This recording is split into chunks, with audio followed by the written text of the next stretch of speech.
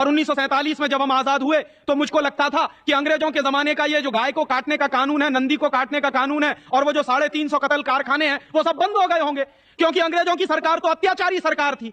वो सरकार तो इस देश को बर्बाद करने के लिए बनाई गई थी, तो इसलिए वो कानून तो खत्म हो गए होंगे। लेकिन मैं आपको आज बहुत ही दुख और दुर्भाग्य से कह रहा हूं कि अंग्रेजों के जमाने में तो 350 कत्ल कारखाने थे।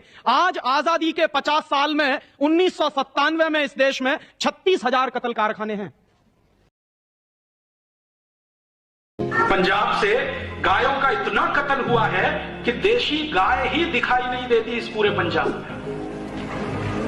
पंजाब के मैं जितने भी गांव में आज तक गया हूं, किसी भी गांव में देशी गाय का दर्शन नहीं मिला। हिंदुस्तानी गाय, थरपारकर, साहिवाल, काकरेजी, लाल सिंधी, सफेद सिंधी, राठी, ये सब भारत की गाय है, कहीं दिखने को नहीं मिलती है। जो पंजाब में दिखाई देती है वो सब अमरीकी गाय है, होलेस्टियन, फ्रीजियन, जिसको अंग्रेजों ने लाकर यहां छोड़ा और हिंदुस्तानी गाय को साफ कर दिया।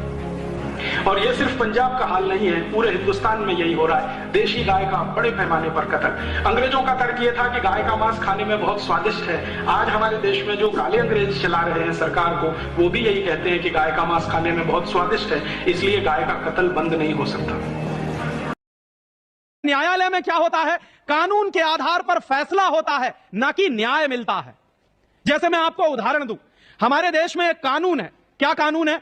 16 साल से ऊपर की अगर गाय है या बैल है तो उसको काट देना चाहिए, यह कानून है।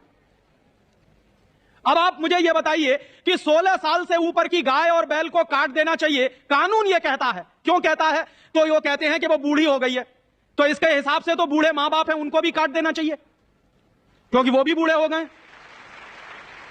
तो कानून तो यह है कि 16 साल से ऊपर के गाय और बैल कट सकते हैं, लेकिन ये गाय और बैल अगर कटते हैं तो न्याय कहां होता? कानून का पालन तो होता, लेकिन न्याय कहां है इसमें?